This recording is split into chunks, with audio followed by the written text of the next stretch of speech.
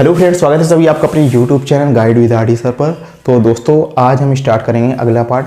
पिछले वीडियो में हम लोगों ने क्वेश्चन नंबर 76 तक कंप्लीट कर लिए थे और आज हम स्टार्ट करेंगे क्वेश्चन नंबर 76 से। तो चलिए दोस्तों बिना देरी किए हुए स्टार्ट करते हैं। क्वेश्चन नंबर 77, इसमें क्या दिया हुआ है, राम और श्याम की कार्य क्षमता का अनुपात 1/2 अनुपात 4/5 है, तो इनको उचित अनुपात में व्यक्त करो। ठीक है, ये हो गया राम और ऐसे हो गया श्याम। इनकी जो कार्य क्षमता है इनका अनुपात क्या है, इनका अनुपात है 1/2 अनुपात 4/5। इनको उचित अनुपात में व्यक्त करना है। ठीक है, तो उचित अनुपात में कैसे व्यक्त करेंगे, 5 और 2 का ले लेंगे एलसीएम और इसका मल्टीप्लाई कर देंगे। तो 5 और 2 का एलसीएम क्या होता है, 10। तो मैंने 10 का मल्टीप्लाई कर दिया, दोनों ओर मैंने 10 का मल्टीप्लाई कर दिया। तो ये 2 से कटा 5 बार और ये 5 से कटा 2 बार। तो 5 का नम 5 अनुपात 8। ठीक है, 5 अनुपात 8 होगा आपके क्वेश्चन का सही जवाब। अब आते हैं अगले क्वेश्चन में। तो चलिए दोस्तों देखते हैं क्वेश्चन नंबर 78 में क्या दिया हुआ है। 78 में दिया हुआ है हमारा मोटू और पतलू के समय का अनुपात 7/11 अनुपात 3/7 है, तो इनको उचित अनुपात में व्यक्त करो। तो उचित अनुपात में व्यक्त करना है। तो ये देखो, एम से हो गया मोटू और पी से हो गया पतलू, और इनका जो है इनका समय का अनुपात यानी कि टाइम का अनुपात क्या दिया हुआ है, 7/11 अनुपात 3/7। इनको उचित अनुपात में व्यक्त करना है। तो उचित अनुपात में कैसे व्यक्त करेंगे, अगर हमें उचित अनुपात में व्यक्त करना है तो जो हर दिया हो उसका ले लेंगे एलसीएम और सभी जगह उस एलसीएम का मल्टीप्लाई कर देंगे। तो 11 और 7 का एलसीएम क्या होगा, 77। तो 77 का मैंने इधर मल्टीप्लाई कर दिया और 77 का मैंने इधर मल्टीप्लाई कर दिया। तो 11 सत्ते 77 और ये चला गया 11 बार। तो 7 सत्ते 49 अनुपात 33। ठीक है, तो ये हो गया हमारा उचित रेशियो में व्यक्त हो गया। ठीक है, अब आते हैं हम अगले क्वेश्चन में। तो चलिए दोस्तों देखते हैं क्वेश्चन नंबर 79 में क्या दिया हुआ है। 79 में दिया हुआ है कि मोहन, सोहन और रोहन की कार्य क्षमता यानी एफिशिएंसी का अनुपात 1/12 अनुपात 1/3 अनुपात 1/2 है, तो इनको उचित अनुपात में व्यक्त करो। तो इसको कैसे व्यक्त करेंगे, देखो एम से हो गया मोहन और एस से हो गया सोहन और आर से हो गया रोहन। इनकी जो कार्य क्षमता है यानी कि एफिशिएंसी का रेशियो कितना है, 1/12 अनुपात 1/3 अनुपात 1/2। ठीक है, अब यहाँ पे अगर हमें उचित रेशियो में जब भी व्यक्त करना हो तो जो भी हर में दिया हुआ हो उसका हम ले लेंगे एलसीएम और हर जगह उस एलसीएम का मल्टीप्लाई कर देंगे। तो हर में क्या है, 12, 3 और 2। इनका एलसीएम क्या होगा, साफ साफ दिख रहा है 12 होगा। तो 12 का सभी जगह हम कर देंगे मल्टीप्लाई।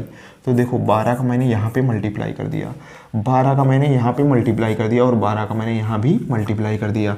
तो ये 12 से 12 कैंसिल हो गया एक बार, 3 चौके 12 और यहाँ से 2 छक्के 12। ठीक है, अब यहाँ पे जो भी है बचा उसको सॉल्व कर लेते हैं। तो यहाँ पे क्या बचा, 1, यहाँ पे 4, यहाँ पे 6 का नम 6। तो ये हो गया हमारा एफिशिएंसी का रेशियो यानी कि कार्य क्षमता का अनुपात। ठीक है, ये जो अनुपात आया है ये उचित रेशियो में व्यक्त हो गया। अब आते हैं हम अगले क्वेश्चन में। तो चलिए दोस्तों देखते हैं क्वेश्चन नंबर 80। इसमें क्या दिया हुआ है, राष्ट्रपति, प्रधानमंत्री और महान्यायवादी के समय का अनुपात 4/5 अनुपात 7/25 अनुपात 1/15 है, तो इनको उचित अनुपात में व्यक्त करो। तो आइए उचित अनुपात में व्यक्त करते हैं। कैसे व्यक्त करेंगे, तो देखो आर फार हो गया राष्ट्रपति या फिर इंग्लिश से प्रेसिडेंट भी लिख सकते हैं, और ये हो गया पी से हो गया प्रधानमंत्री और इसके बाद में एम से हो गया महान्यायवादी। इनका जो समय यानी कि टाइम का अनुपात कितना दिया हुआ है, 4/5 अनुपात 7/25 अनुपात 1/15। ठीक है, अगर हमें उचित अनुपात में व्यक्त करना है तो क्या करेंगे, पहले हम ले लेंगे हर का एलसीएम और फिर हर जगह जो एलसीएम का मल्टीप्लाई कर देंगे, सॉल्व कर देंगे, तो हमारा आ जाएगा उचित अनुपात। इसमें हर क्या है, 5, 25 और 15। इसका एलसीएम मैंने कैसे बताया था, आपने पहले वीडियो से अगर देखा होगा तो आपको एलसीएम निकालना आ गया होगा कि मतलब जल्दी से कैसे निकालें। या फिर एक काम करते हैं, देखो 25 सबसे पहले बड़ी संख्या उठाओ, उसका पहाड़ा पढ़ते चले जाओ, 25 का 25। अब देखो ये क्या तीनों से डिवाइड है, बिल्कुल डिवाइड नहीं है, तो आगे बढ़ जाओ। 25 दूना 50, तब भी डिवाइड नहीं है। 25 3 75, 75 जो है तीनों से डिवाइड है, यानी कि 5, 25 और 15 तीनों से डिवाइड है। तो मैंने क्या किया, इसका एलसीएम ये हमें समझ में आ गया कि 75 है, तो 75 का मैंने हर जगह मल्टीप्लाई कर दिया। 75 का मैंने हर जगह मल्टीप्लाई कर दिया। यहाँ भी 75 का मल्टीप्लाई हो गया और यहाँ भी 75 का मल्टीप्लाई हो गया। ठीक है, तो यहाँ से कितनी बार जाएगा, 5 कन्नम 5, 2 बचा 25, तो ये हो गया 15 बार। 25 3 75 और ये 15 पाना 75। अब हम इसको सॉल्व कर देते हैं, तो सॉल्व करने से क्या आएगा, तो 15 × 4 यानी कि 60, 60 अनुपात ये हो जाएगा 7 त्रिक 21 अनुपात ये हो गया 5। ठीक है, तो ये हो गया 21, तो ये होगा हमारा राइट आंसर। ठीक है दोस्तों, अब देखते हैं क्वेश्चन नंबर 81। क्वेश्चन नंबर 81 तो देखेंगे, लेकिन इसको देखने से पहले हम कुछ छोटी छोटी चीज़ों को देखते हैं। अब वो छोटी छोटी चीज़ें क्या हैं, देखने के बाद आपको क्लियर हो जाएगा। तो ये छोटी छोटी चीज़ों में आप लोगों ने पढ़ा होगा, अगर वीडियो में पहले वीडियो से आए होंगे तो आप लोगों ने जो समय का फार्मूला पढ़ा होगा, समय का सूत्र क्या होता है आपको याद भी होगा। हम लोगों ने इतने सारे क्वेश्चन की प्रैक्टिस करी है। तो समय का सूत्र क्या होता है, समय का सूत्र होता है काम बटे क्षमता, काम बटे क्षमता, काम बटे क्षमता। समय को इंग्लिश में क्या कहते हैं, समय को इंग्लिश में कहते हैं टाइम, और काम को इंग्लिश में क्या कहते हैं, वर्क अपान, और क्षमता को इंग्लिश में क्या कहते हैं, एफिशिएंसी यानी कि ई, या फिर कैपेसिटी भी कह सकते हैं। ठीक है, तो ये होता है हमारा फार्मूला। अब देखो, अगर हम वर्क को कांस्टेंट कर दें, वर्क को कांस्टेंट कर दें, तो ये हमारा ये रेशियो क्या हो जाएगा, T प्रोपोर्शनल टू 1/E, यानी कि जो समय होगा, समय और क्षमता एक दूसरे के व्युत्क्रम होंगे। ठीक है, अगर क्षमता 1 होगी, अगर क्षमता 1 होगी तो समय हो जाएगा 1/2, अगर क्षमता 5 होगी तो समय हो जाएगा 1/5, अगर टाइम 5 होगा तो क्षमता हो जाएगी 1/5, अगर टाइम जो है यानी कि टी अगर 7 होगा तो क्षमता हो जाएगी 1/7। ठीक है, तो ये हो गया हमारा व्युत्क्रम का रेशियो। अब यहाँ से हम क्या करते हैं, अब देखो अगर यहाँ पे ये हो गया व्युत्क्रम का रेशियो, इसको इस तरह से भी कह सकते हैं E प्रोपोर्शनल टू 1/T। ठीक है, अगर टाइम का रेशियो है अगर 5:7, तो एफिशिएंसी का रेशियो क्या होगा, एफिशिएंसी का रेशियो होगा 7:5। लेकिन ये कब होगा, ये तभी होगा जब हमारा वर्क कांस्टेंट है। कब, जब हमारा वर्क जो है कांस्टेंट है। ठीक है, अब देखो, अब यहाँ पे अगर ये ना दे के अगर ये दे दिया जाए एफिशिएंसी का रेशियो अगर दिया हुआ हो, एफिशिएंसी का रेशियो दिया हुआ हो 7:11, तो इसका जो टाइम का रेशियो क्या आएगा, इसका टाइम का रेशियो क्या आएगा, टाइम का रेशियो कब, जब वर्क कांस्टेंट हो, तो ये जो टाइम है ये एफिशिएंसी के व्युत्क्रम हो जाता है। तो ये क्या आएगा, ये आएगा 11:7, ये हो जाएगा 11 इधर 7 इधर। ये तो हो गए दो चीज़ों में, लेकिन जब यहाँ पे 3 रेशियो दे दिया जाए तो इसको ऐसे नहीं सॉल्व करेंगे। हालांकि इसका जो है सही मेथड सॉल्व करने का ये है कि ये जो 7 है, जो क्षमता है उसका व्युत्क्रम हो जाएगा समय, तो 7 का व्युत्क्रम क्या होगा 1/7 और 11 का व्युत्क्रम क्या होगा 1/11, 1/11। अब हम क्या करेंगे, इसको उचित अनुपात में व्यक्त करने के लिए हम क्या करेंगे, हर का एलसीएम लेके मल्टीप्लाई कर देंगे। तो हर का एलसीएम 11 और 7 का एलसीएम क्या आएगा 11, 11 और 7 का एलसीएम क्या आएगा 77। तो मैंने 77 का मल्टीप्लाई कर दिया दोनों तरफ, तो यहाँ पे क्या आ गया 11:7।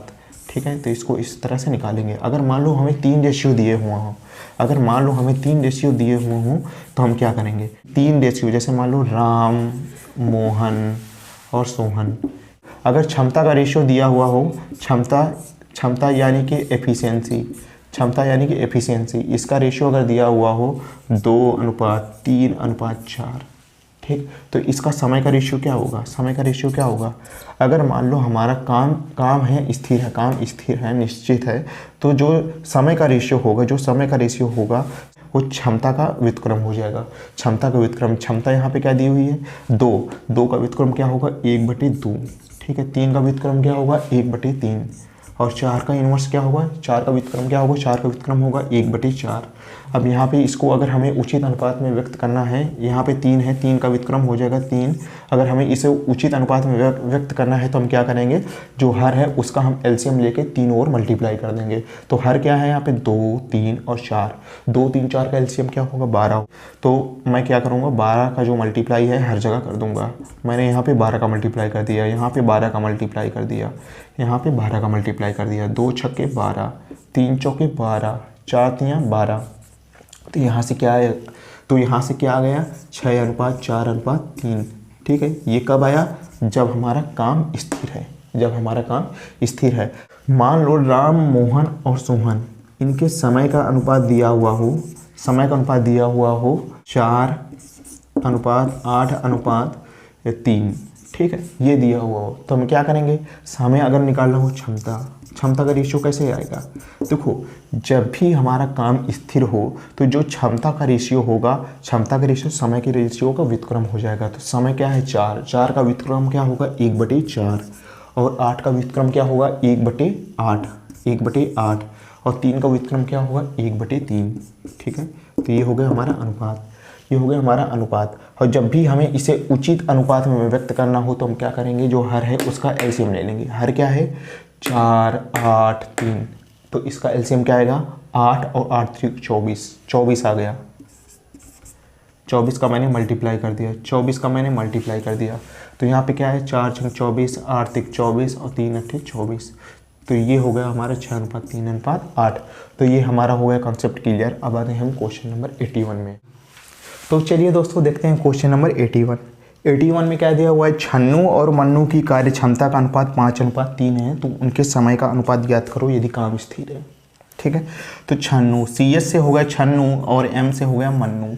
इसमें क्या है? इसमें जो कार्य क्षमता है, यानी कार्य क्षमता मतलब एफिशिएंसी, इनका अनुपात क्या है? इनका अनुपात है 5:3, 5:3।